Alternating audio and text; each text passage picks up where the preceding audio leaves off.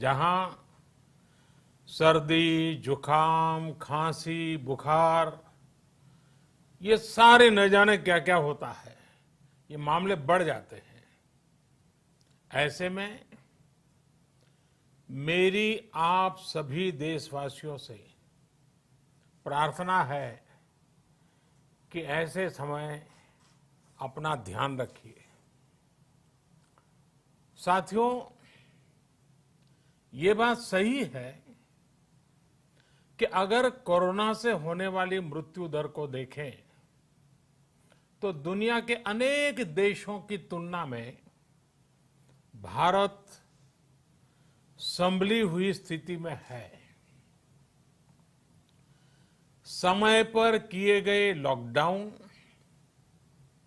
और अन्य फैसलों ने भारत में लाखों लोगों का जीवन बचाया है, लेकिन हम ये भी देख रहे हैं कि जब से देश में अनलॉक 1 हुआ है, व्यक्तिगत और सामाजिक व्यवहार में लापरवाही जरा बढ़ती ही चली जा रही है। पहले हम मास्क को लेकर, 2 गज की दूरी को लेकर 20 सेकंड तक दिन में कई बार हाथ धोने को लेकर बहुत सतर्क थे, लेकिन आज जब हमें ज्यादा सतर्कता की जरूरत है तो लापरवाही बढ़ना बहुत ही चिंता का कारण है।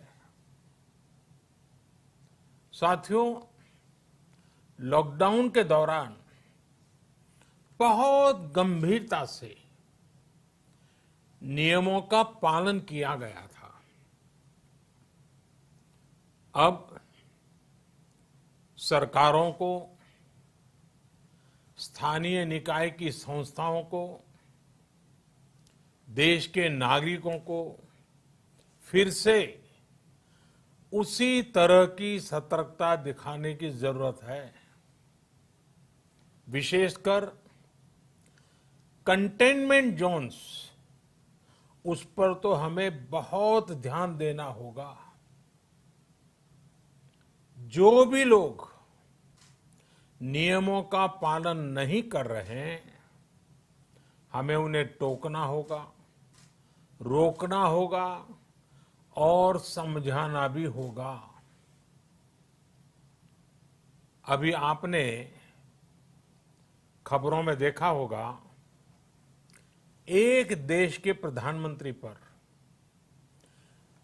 13,000 रुपये का जुर्माना इसलिए लग गया क्योंकि वो सार्वजनिक स्थल पर मास्क पहने बिना गए थे।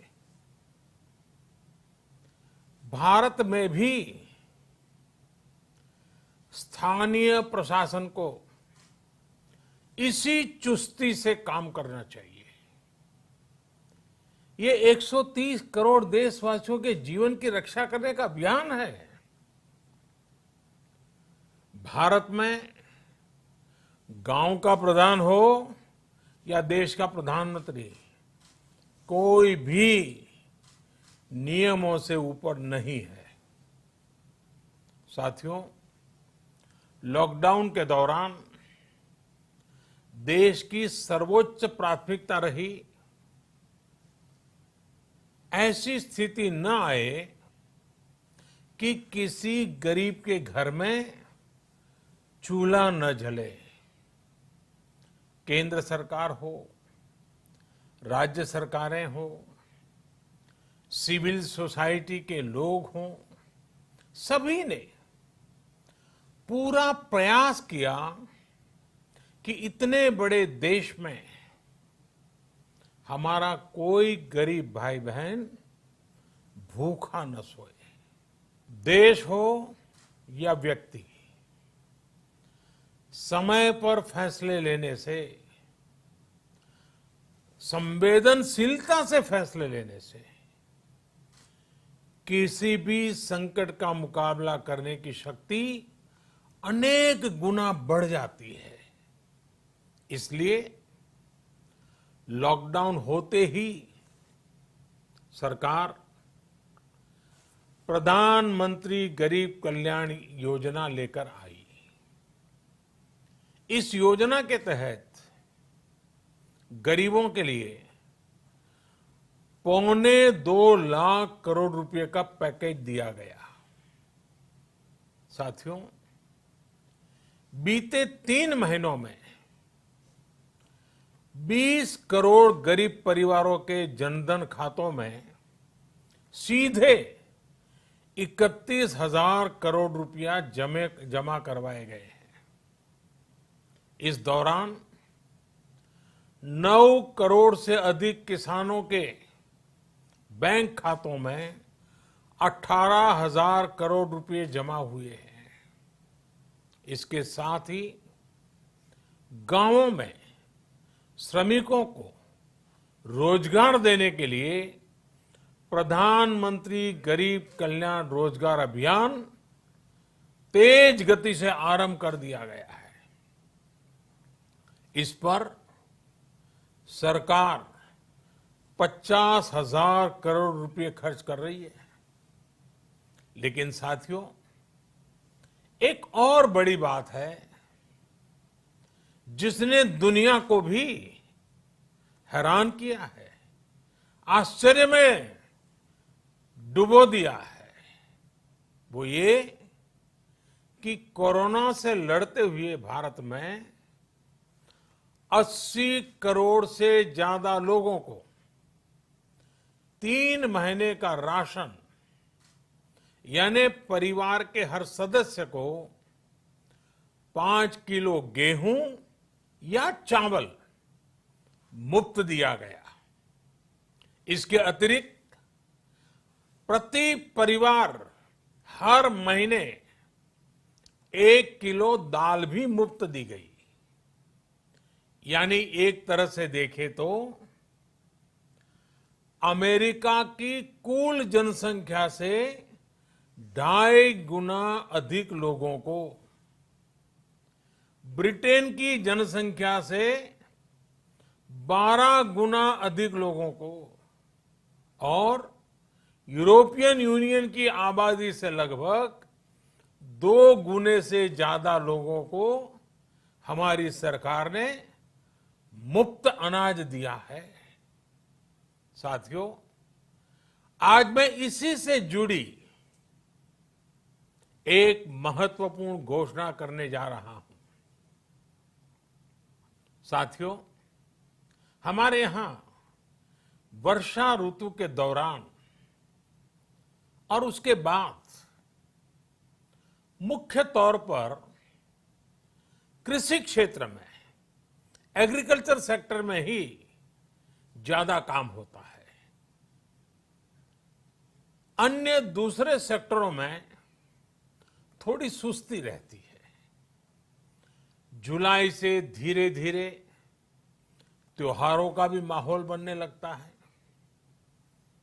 अब आप देखिए, अभी 5 जुलाई को गुरु पूर्णिमा है, फिर सावन शुरू हो रहा है, फिर 15 अगस्त आएगी, रक्षाबंधन आएगा, कृष्णा जन्माष्टमी आएगी, गणेश चतुर्थी आएगी, ओणम होगा और आगे जाएं तो काटी बिहू है, नवरात्रि है, दुर्गा पूजा है, दशहरा है, दीपावली है, छठी मैया की पूजा है।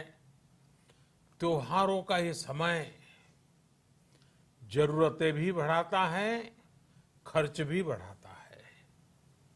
इन सभी बातों को ध्यान में रखते हुए ये फैसला लिया गया है कि प्रधानमंत्री गरीब कल्याण अन्न योजना का विस्तार अब दिवाली और छठ पूजा तक, यानी नवंबर महीने के आखिर तक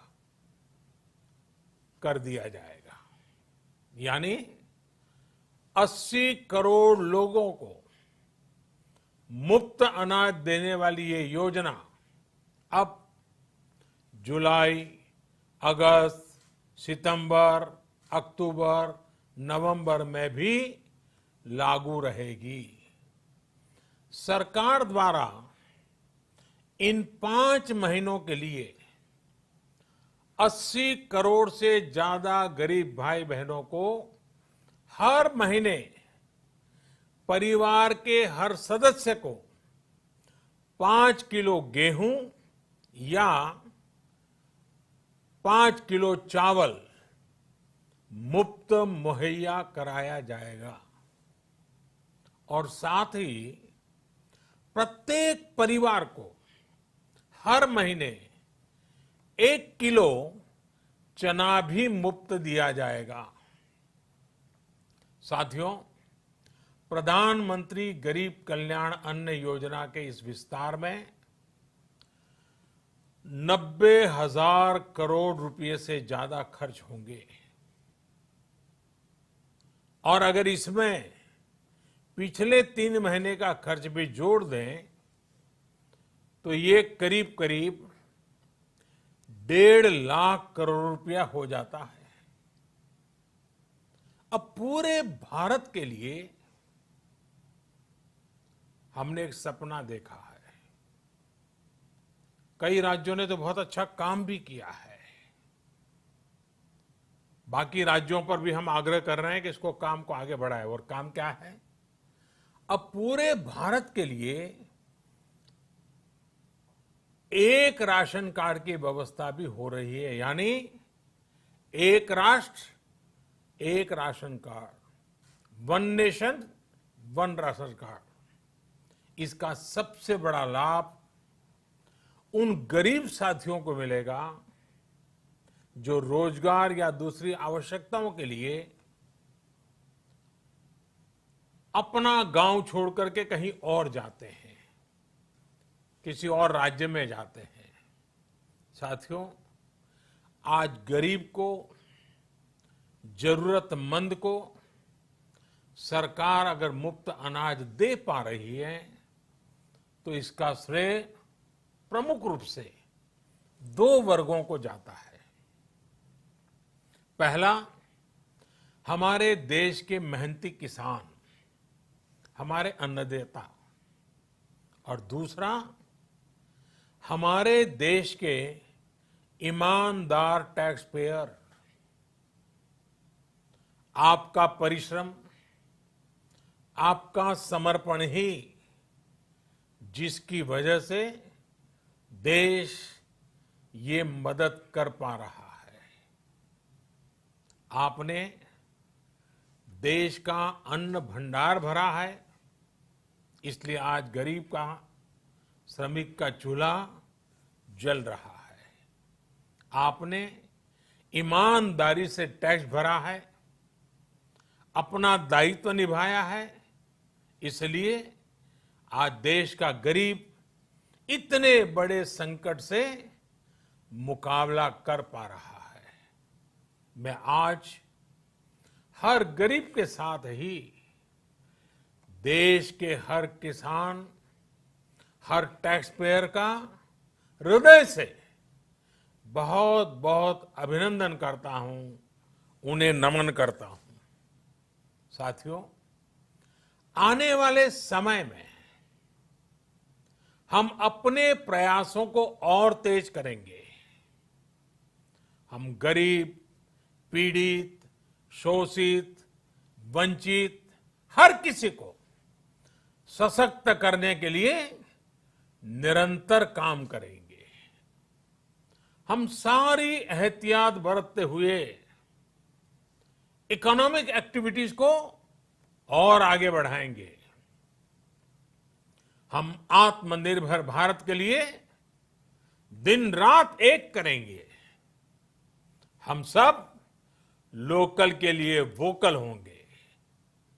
इसी संकल्प के साथ हम 130 करोड़ देशवासियों को मिलजुल करके संकल्प के साथ काम भी करना है, आगे भी बढ़ना है। फिर से एक बार मैं आप सबसे प्रार्थना करता हूं, आपके लिए भी प्रार्थना करता हूं, आपसे आग्रह भी करता हूं, आप सभी स्वस्थ रहिए, 2 गज की दूरी का पालन करते रहिए, गमछा, फेस कवर, मास्क ये हमेशा उपयोग कीजिए, कोई लापरवाही मत बरतिए। इसी आग्रह, इसी कामना के साथ मैं आप सभी को बहुत बहुत शुभकामनाएं देता हूं। धन्यवाद।